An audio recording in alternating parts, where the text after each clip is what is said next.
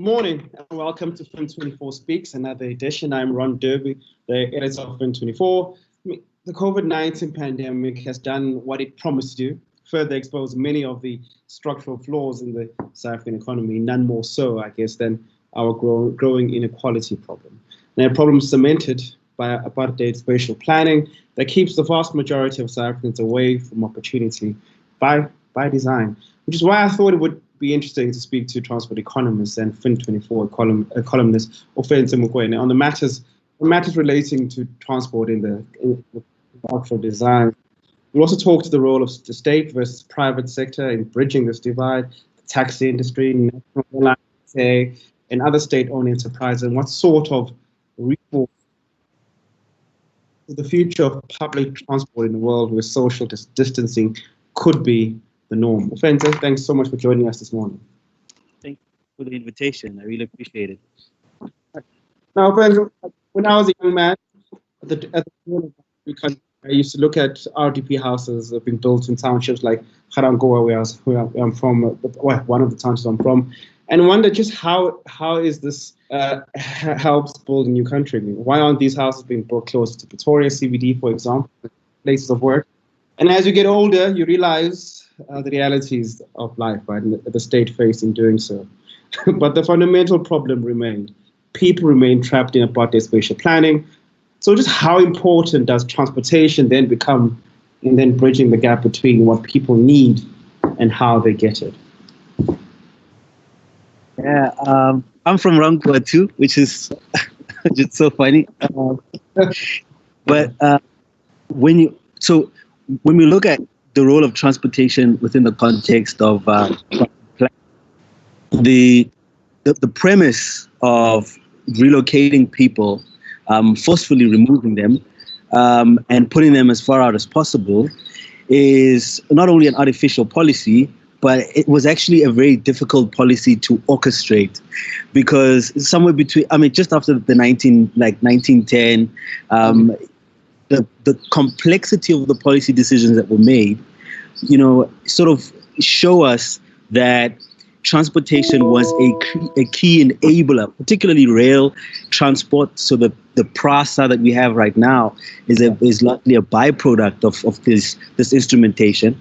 But even the subsidies that we have in the bus sector currently are also as a result of this particular shift, and was all about maintaining an artificial political policy that was, quite frankly, very inefficient, and the cost just kept on mounting, which is quite an interesting part, which is actually quite an interesting part of the history that we have in South Africa at the moment.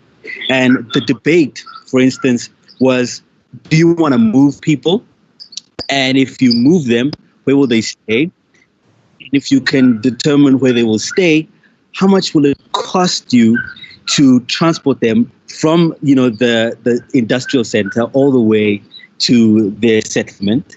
And who's going to pay for it? And that was where the debate was. And townships were a byproduct of this debate. They were a result of the trade-off between the municipality finding a way to give the transport authority a number, so the number of passengers that they'll be able to transport to justify the service. And then the railway side, they had to figure out, okay, how much will this cost and who's going to provide the guarantee? This was not a straightforward orchestration, but the byproduct is fixed. Everyone is building settlements around them. People have developed cultures around townships. The social spatial nature of how we live in the township space is also interesting.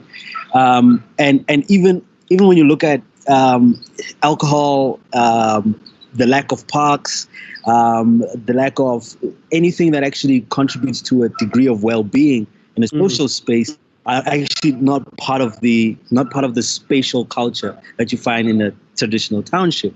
Only now people are starting to take action, to try and intervene.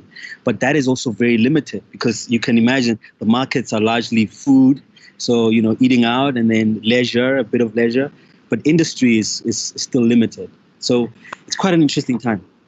I was thinking about the spatial planning and just the economic, social, and psychological cost of this lack of opportunity and access to it. What is the cost of it?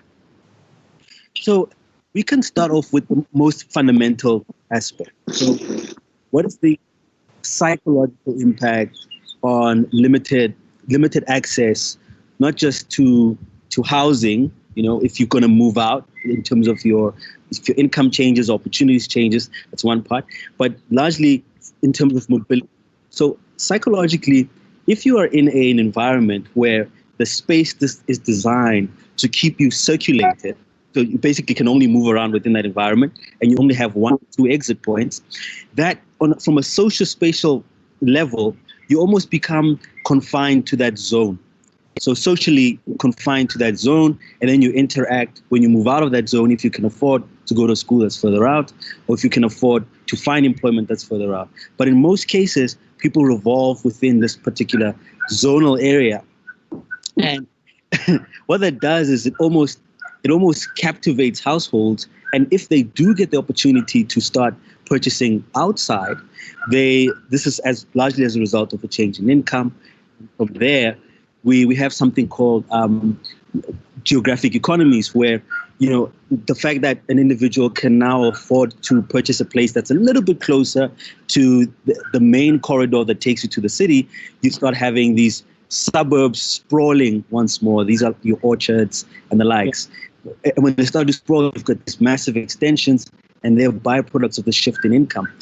But then you still have a sprawling township setup. Now, the cost of this is what we see in the urban and spatial planning trade-off. For example, South African cities have very low densities, right, and very long travel distances, which is counterintuitive, because what you want to see in a city, or in a city region rather, is a situation where you have high densities and lower travel distances. Of course, the higher, the more you travel, the longer you travel, the more time it's going to cost you, which is productive time, by the way. Your commute is part of your working hour, and secondly, you have the cost of actually providing or supplying that service. And if we have low densities and long travel times, we obviously have higher particle matter emissions. That obviously changes the equality in the environment. Yeah. And taking one step further, it changes the incentives for development, right? So development has land use development in particular. Development is quite interesting because where you have higher densities, public transport is justified. More and more investment is attracted to fixed infrastructure, particularly transport. But when you have very low densities, you have a situation where development wants to cluster demand. So it wants to attract people to a central space and then have them do all their shopping there, something like a shopping factory, a leisure factory, and then disperse them after that. That's how you have this massive proliferation of malls, this massive proliferation of these gated communities. They're all part of this inefficiency that people are trying to compensate for. But unfortunately, the cost for that is enormous, and it perpetuates itself. It creates this long reinforcing loop, of negative investment. It just keeps going in this, and in fact, it almost feeds this inequality issue. You have these gated community between tap costs. Yeah, absolutely. It's very, very interesting, and it creates this barrier, right? So it's easy for us to say that, for example, transport infrastructure creates a line between, Alexandra and Sandton, right? The only real gap is just, a corridor, and that's the only thing that really separates the two. But you see that everywhere, Every townships are split up like that as well. They split up literally by major corridors, and there is this impact that it has on the spatial form that you find in various areas. So that trade-off is very, very difficult, and the cost is severe. It's quite long-term, and it's enduring because it reinforces itself over time. So, would you, as a transport economist, would you say mobility is a human right in answering that? Oh man, this is okay. let me say, so it's always I think the question that we should ask ourselves is if people need to move around or not, and what do they need to move for, right? And most of the literature, most of the work that's been coming out is focusing more and more on accessibility. So a lot of the writers and researchers are talking about how access and mobility can't be separated. But then in the COVID-19 scenario, right now we're having this conversation, I don't have to travel anywhere, but I have access to you, you have access to me. We have access to our emails without having to walk out of the house to the post box. But taking it one step further, if you look at the right to public services that are spatially distributed, so that have a specific location, do you have the right to access those facilities? Of course you do. The challenge, however, is whether the mobility provisions actually enable and facilitate.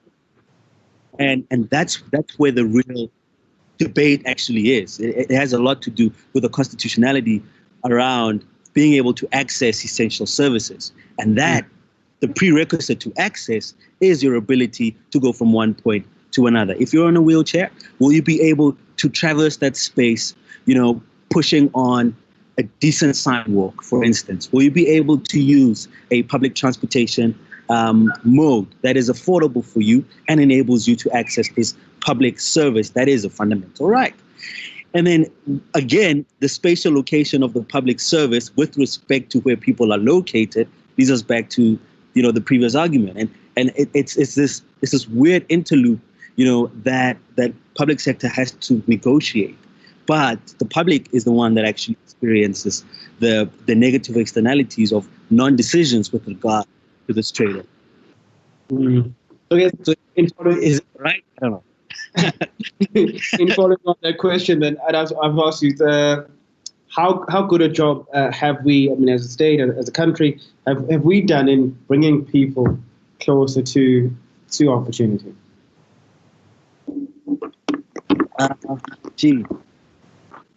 Well, there are a number of interesting initiatives. Yeah, we're so far we've been very good at crafting interesting policies, creating financial mechanisms to try and negotiate the spatial fragmentation, and also to bring in new transportation interventions, right? But the impact of the decisions that we've been making has been quite limited, and that is partly as a result of the lag in policy making, and the lag in policy implementation, and the lag in actually realizing the returns on the decisions that we've made. So let's take a simple case in point. Is bus rapid transit, or was bus rapid transit, the best alternative? Your Ria Vaya, MyCity, and the likes. Was it ideal intervention to improve the mobility and access, or what we call transport disadvantage? Was it the key intervention, that would have catalyzed change, right? The evidence suggests that it wasn't as much of a redistributive intervention.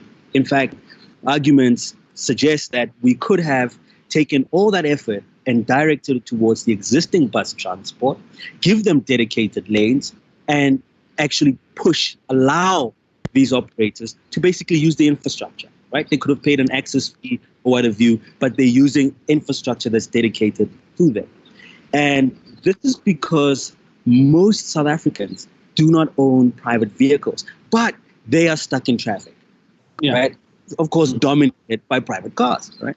Yeah. And why can't we prioritize on a system level non-motorized transport and public transport in general? Largely because you've got more people per square meter, right? And of course they have a genuine value of time that is not necessarily confined to their income, because that's one of the things that we mess up. We have this assumption that, if you're low income earner, you have a lower value of time. And that's actually not true. Everybody has almost the same value of time because we're all living in the same life. We all have similar temporal, needs, and it's quite fascinating. But so the interventions that we've made are limited, but they're also progressive. Look at, for instance, the Neighborhood Development Program. This program, coming from National Treasury, was really focused on bringing people, activities, and opportunities closer to transit-oriented development, right? These taxi ranks, bus stops, transport changes, even the one in Belleville, which is quite an interesting case. The focus was to try and bring people as close as possible to nodes. This is a long-term intervention. You can't just, wake up and say, we're going to bring in incentives. Ekurhuleni has this incentive model where they basically want to attract the kind of land uses that they're looking for, by providing significant relief for the property developers in and around these special economic zones. But the land use impact of doing this is premised on the fixed nature of the transport infrastructure. So if you provide really intense transport infrastructure that is fixed, it's not going to go anywhere, people are guaranteed that it's going to be there for the next 20 to 30 years, developers will be attracted to that.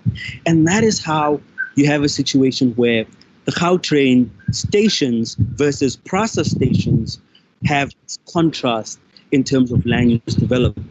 Both of them have this long-term fixed nature, but one has a much stronger focus on transit development, whereas the other has a focus more on, okay, we're dropping off people and we move on, to the next station. And that's so we have the tools, we have the financing, we have the capital, it's available, right? But the work that's involved in coordinating these interventions is not coming together. And the byproduct of this gap was the Spatial Planning and Land Use Management Act, which basically tries to connect and bridge, what we have in South Africa, this gap between transport and land use planning. And that was the premise, to try and sort of solve these complicated trade-offs. Now, speaking about that, when it comes to the trade-off between Gautrain and Metro Rail, for instance, I want to ask you your thoughts about that. When the presidency of Thabo Mbeki commissioned the Gautrain, or the Shiloh Express, as it was called at the time, some call it like an elitist project. Your thoughts on I think it's 10 years this month, probably 10 years of operation. And should it work in tandem with Metro Rail? Was there something there? Is an argument that it just added another layer of inequality? We have one South African in the Metro Rail and another in the Gautrain. Let's just so if we take back, so let's take a step back, right? What was the purpose of Metro Rail? Metro Rail's primary function historically was to enable this, fragmentation. That was the primary mechanism. It was like the key tool. In conjunction, of course, with the Urban Areas Act of 1923 and the subsequent policies. You have this pressure to create something that will efficiently move people, over long distances, right? And the distance was crucial, and they invested heavily in that, right? And that was the fundamental purpose of what we Metro Rail at scale. And how we sort of inherited this kind of infrastructure was still within that premise, but the mandate sort of changed. It was more like, this is for the so-called working class, right? And that was the key argument, right? And what that does, however, is that it creates a very interesting, it's not a branding issue, actually. It's a public perception issue, what we call attitudinal exclusion. So people could be excluded or included from one transport mode to another. And the sociology behind that is, if you look at Metro Rail right now, as it is dominated by narratives around locomotives being torched. It's serving the so-called working class. It is for low-income earning people. It is very, very cheap. It is consistently late, right? But that wasn't the case in the early days, right? That was not the case in the early days. When you contrast the conversation with the Gautrain, and literally put it on the other side, the Gautrain had a different mandate. Its mandate was to influence the spatial organization of Gauteng, as a province. And this, what's interesting about this was that they wanted to create an alternative for the business traveler in particular. So it was the business commuter, number one, then it was the commuter who wants to go to work, and then it was the tourist. So then was the general public. That was the target market for this particular transport mode. But one of the things that we used to justify it was the spatial impact that it would have in terms of reorganizing the development of Gauteng, the spatial development of Gauteng, because they were avoiding this massive, congestion, sprawling, and the likes.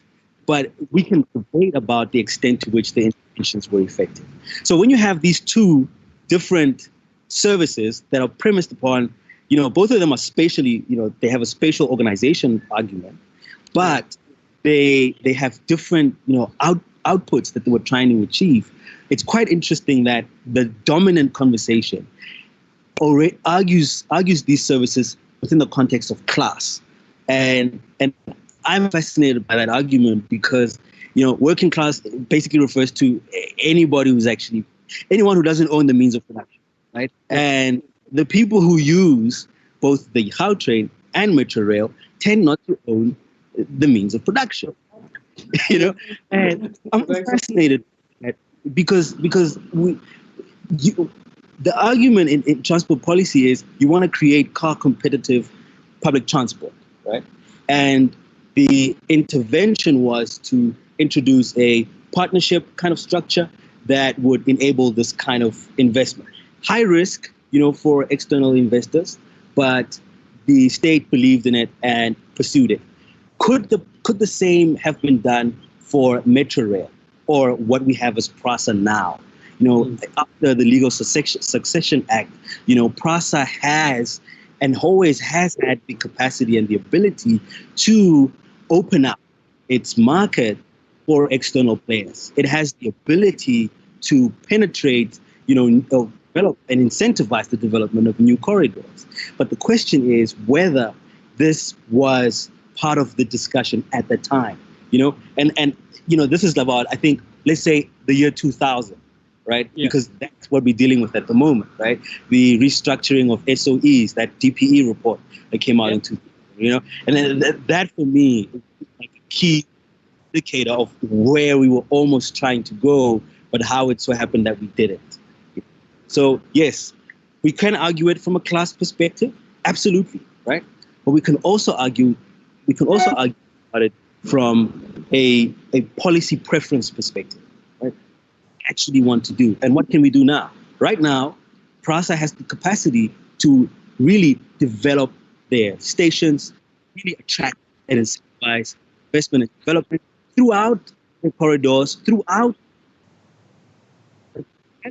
Whether we are actually trying to milk the infrastructure for what it is, or whether we want to perpetuate the class narrative that is dominating our society right now. Yeah. Sure. Now, it brings me to another area of transportation, which is important, also feeds into these questions of inequality and that have been highlighted by COVID, right? So and hence, I just speaking to you is excellent in the sense to break it down to the different parts that is highlighted. It comes to scholar transportation, right? Kids are going back to school next week. Well, it should have been this week for most of us. And in a time of social, or rather, I prefer physical distancing, right? This is going to be hard to do, man, given how many of our kids are sent to school. You're thinking around scholar transportation within this country, where we have kids leaving townships like Ranko and going into the city to attain better schooling, and just how scholar transportation, the thinking, I don't know, around it has not been the best, let's put it lightly.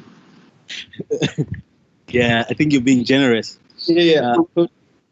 I think you're being generous because if so, the point of departure always, education is is a fundamental right. It's something it's basically a turnkey variable for a lot of different kinds of opportunities for the average person, and one of the if you look at the data basically that exists. In South Africa or Africa in general, there's a generational constraint, right? That households have to sort of work through, and it's a multi-generational inequality that they have to basically work through. And we're all faced with this kind of debate. And one of the arguments is that to escape poverty would take like 20 years of nothing going wrong. It's like this really utopian trajectory.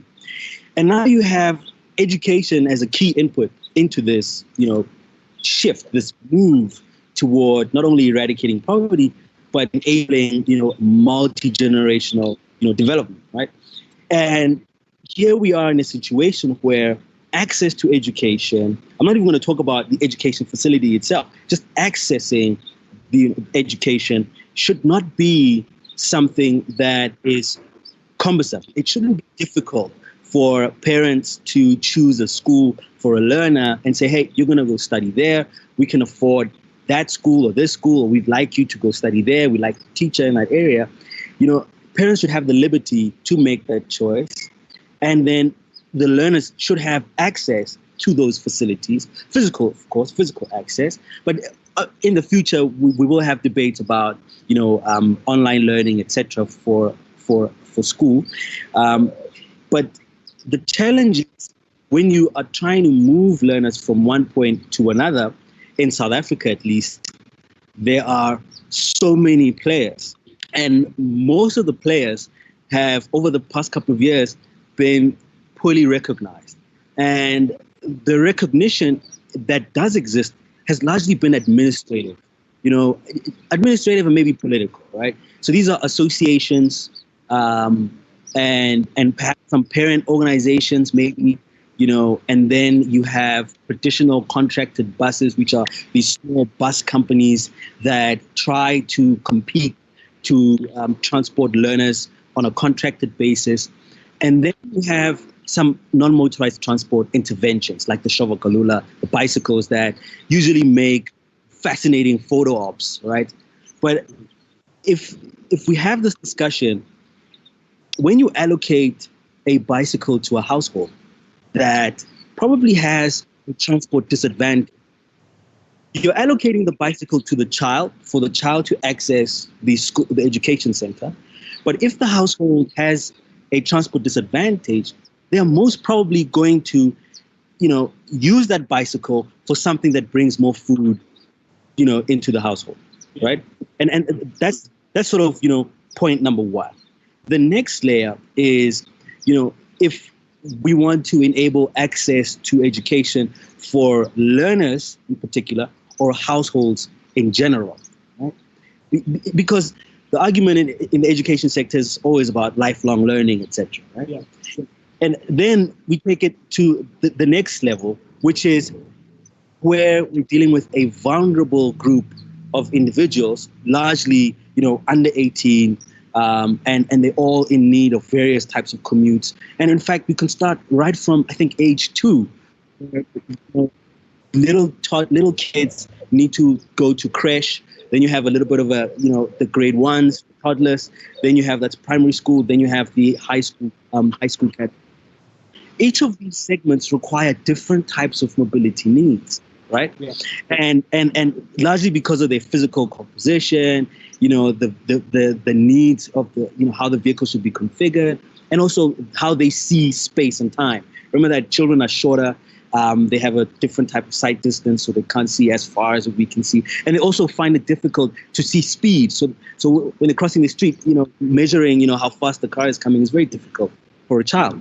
And all these variables have to be part of what we call the scholar transport policy, right? And these are only the user variables, right?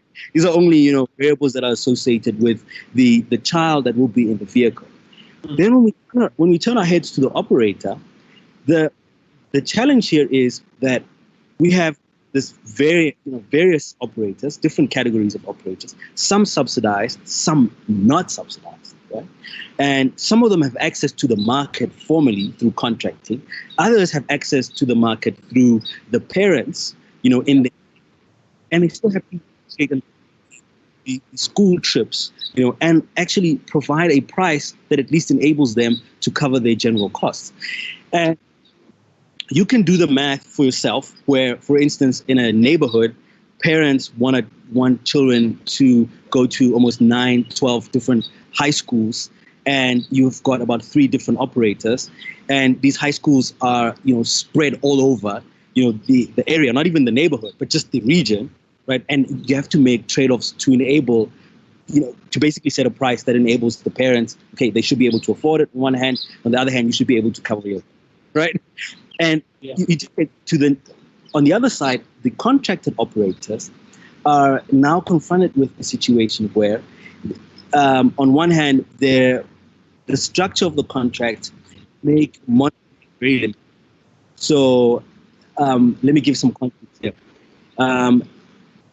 Service monitoring entities are these companies that are hired by the Department of Education or the Department of Transport, depending on the province, to monitor the transport operations for scholar transport contracts.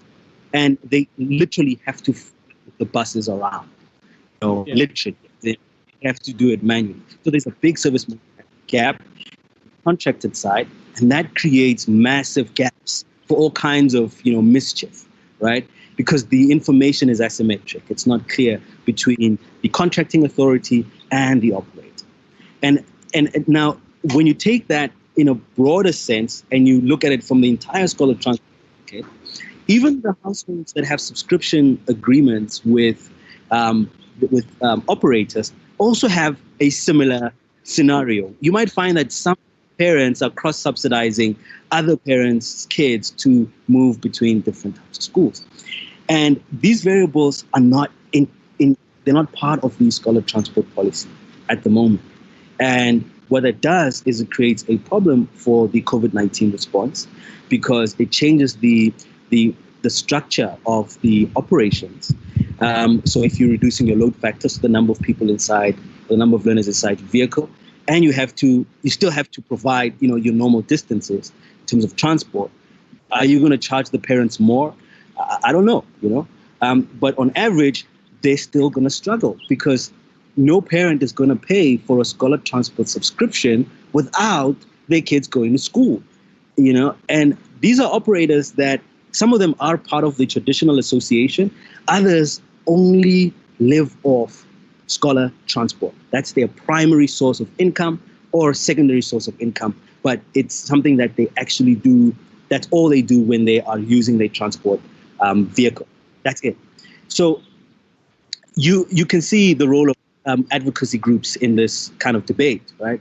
And there is a huge policy vacuum in terms of the degree to which participation is taking place in the policy formulation process, not the policy commentary side. There's a habit of saying, hey, here's a call for comments, the policy is done, please comment. Whereas there is another narrative where advocacy groups are starting to argue things like, hey, can we actually participate in this process so that you have, yes, so that you have a better representation of some of the issues that are embedded in scholar transport. So on one hand, we've done very well in terms of providing these formal contracts for contracted buses. But on the other hand, we have not been very efficient in accounting for the other side of the market, which is the side of the market that I think is a little bit more difficult. When you're in high school or when you go to varsity, the problem becomes even more complex because now you've got liberty of movement. You can move around, you can, you've got all this freedom. And that's where these subsidized buses actually come in. And they always have had these learner or scholar type tickets or prices that try to enable learners to move in the urban area.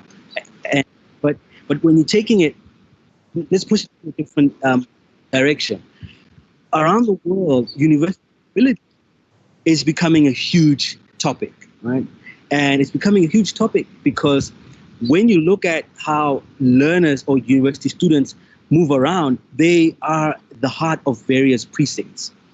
And the question always is, what happens when you introduce something like universal unlimited access? And unlimited access is a pricing technique that encourages institutions to provide this broad scale opt-in, opt-out kind of subsidy that enables learners to basically, your transport fees are part and parcel of your university fees, and all you have to do is just tap, and you can commute all over the place. You can use bike sharing, you can use all kinds of transport modes within that university precinct or on a national level.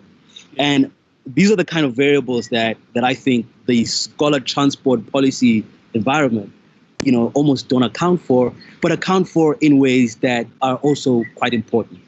So it's I'm almost caught in the middle, In your thoughts around that. Then, okay, we have to, the elephant in the room in any discussion when it comes to our transportation industry is, of course, the taxi industry, right? Whenever anyone talks about public transport, it's the first thing comes to mind. For me, they are the most important artery in the South African economy. I don't know, just what is its potential to reform, and does it really need to reform as an industry? Well, first, maybe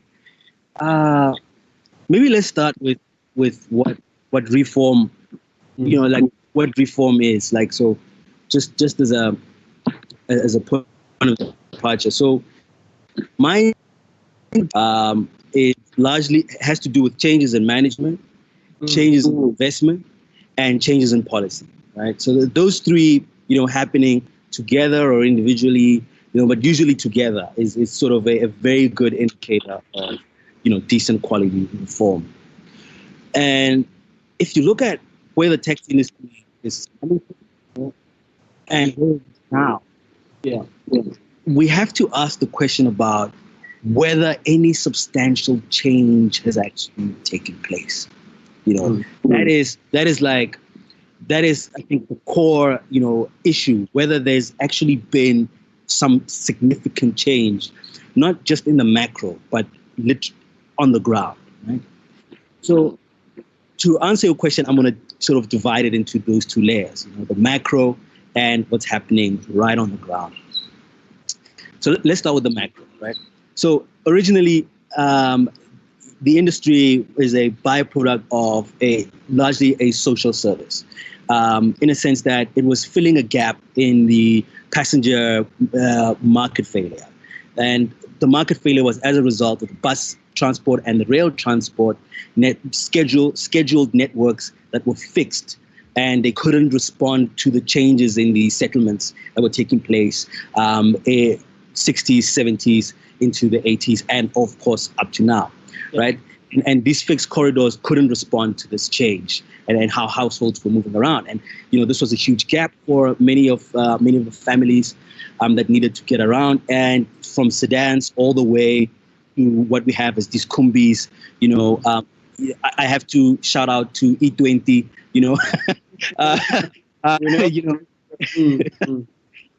So the entire trajectory has a lot to do with filling a gap, right? And this gap is the gap that was created by what we discussed earlier, this artificial policy, right? Of spatial segregation. And so taxis or the so-called unscheduled or paratransit transport services, the main focus was to fill this gap. The market was failing, they had to fill it. Now, in the process of filling this gap, a couple of variables start to come out, right? Capital accumulation is one of them, right?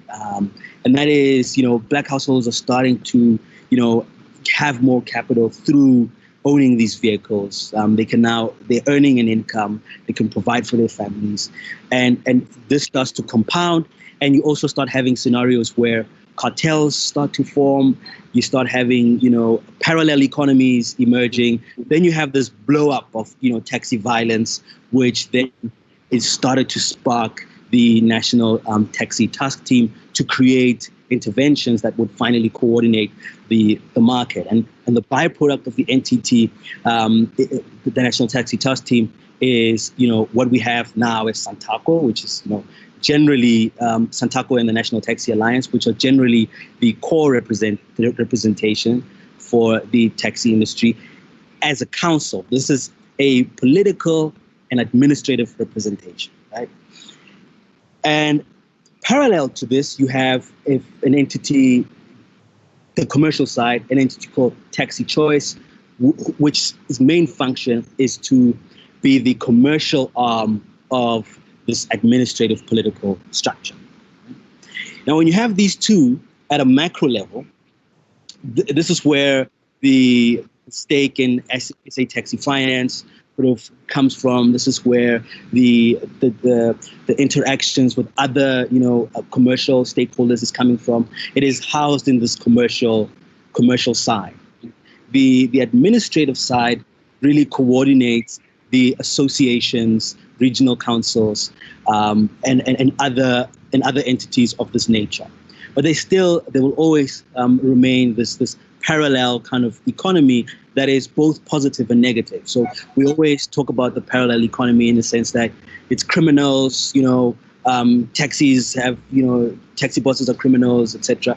Then you have other side where you have the taxi marshals and the taxi operators are security at the taxi ranks, protecting society, etc., from all kinds of harm, right? So there's that parallel. It's at the underbelly. But just going back to the macro, if you have a administrative and a commercial structure, right, that is basically enabling the coordination of the taxi industry. It also facilitates, by the way, the taxi recapitalization process. That is also part and parcel of this. Should you have a parallel kind of structure when you go to the regional councils and local taxi associations? Should you have a traditional administrative structure and a commercial structure that houses all these vehicle assets and these employees who are basically operating these vehicles, and that's where the interesting dimension kicks in. We try to reform the taxi industry through market capitalization. So we're basically creating a scenario where we take the old taxis, scrap them, give you something for that, and then you can use that to get into a new financing deal for a new taxi vehicle, right?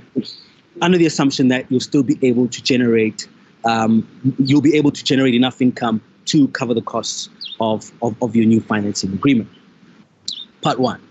Part two, the second layer of reform was, okay, here we have viable corridors that we could convert to bus rapid transit corridors. Taxi associations, are you interested? We would like to introduce these corridors here. It's going to take up all of your market. So we would like to convert you into a transport operating company, right? Right? And then so somewhere between these is the question of, what is the taxi industry worth? What is a corridor worth? What is the stake that an operator has in the market or an owner has in the market? What is that actually worth? And in the US, before Uber, the medallion was the key measure, of the value of your taxi cab. It's something that you could transfer probably to your child, right? Because it had value, represented. Yeah, it was a convenient form. What's the term? It's not marketization. It's securitization. Yeah, it was a convenient form of somewhat securitizing the transportation market by giving the operator or the owner a tangible value for their presence in a specific market. Now, under the circumstances, that discussion has not necessarily taken place, which makes the discussion around reform very, very difficult, because you don't really know what the value base truly is. If you look at it from a financing perspective, that's very straightforward. You can genuinely look at how much these vehicles are worth and how much debt is on them. That's perfectly fine. But if you look at it from a market perspective, so in the transport economy, it is associated with the value of the routes. It is associated with the development that is attracted to these taxi ranks, so the trips that are being attracted to these precincts. And then it has to do with how the associations, if they're not organizations, form structures, right? Not administrative structures, corporate, commercial structures. How do they account for this asset base that they have, right? And that in many ways is at the heart of the reform question. So that there's no clear way of doing any sort of reform. Yeah. But here's the attempt to become a little bit more clear, right? A number of policies were published, and right from the National Land Transport Transition Act all the way to the National Land Transport Act. And the Transition Act's main function was to, form these associations, enable a more regulated kind of environment, give it structure, right? But it was largely a learned experience. So they were translating the practice and converting it to policy. And then in other administrative mechanisms to regulate entry, to basically to certify, practices inside the market. And then we had the National Land Transport Act, which main function really was to introduce the importance of transportation planning.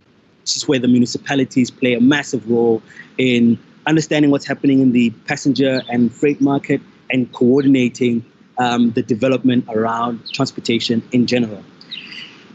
And all of these two interventions were quite crucial, but it was like having a carpet pulled under your feet when the public transport strategy of 2007 came out, because the strategy focused on bus rapid transit over the dominant public transport mode, right? Yeah.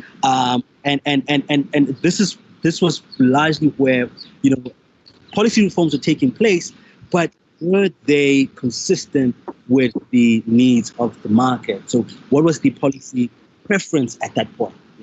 The preferences were largely towards high capital investments, but it appears that the value of the routes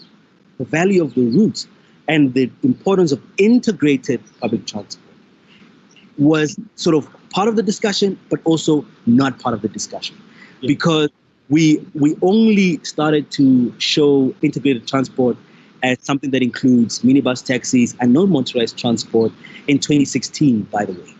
Right? That is when the policy started to articulate that this is also part of integrated public transport. Meanwhile, the original white paper national transport policy, argued that all transport modes need to be part of the seamless, system. Yeah. That will fair and largely affordable.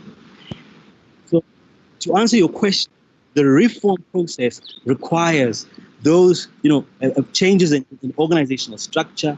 It requires changes in the policy, right? And then now let's go into the investment side, right? So what I'm hearing here is like a wish list of what we had. Almost like this is a utopia how public transport should be, and they went forward with policy in that regard, negating the fact that actually there is taxi industry, and this is what you have to look at before. Like it's almost, it was kind of, it was a wish list that we focused on, and like this is the ultimate goal for us as a country. Not actually looking at, you start here. This is what you have, and this is what you look to inform. Yeah. Exactly. And that is like part of the reason why when we talk about reform, it's so straightforward to say, okay, we need to provide a public transport subsidy that is for the users or for the operators, what a view, and then it's going to the taxis, it's going to go to all transport operators, everyone's going to get it.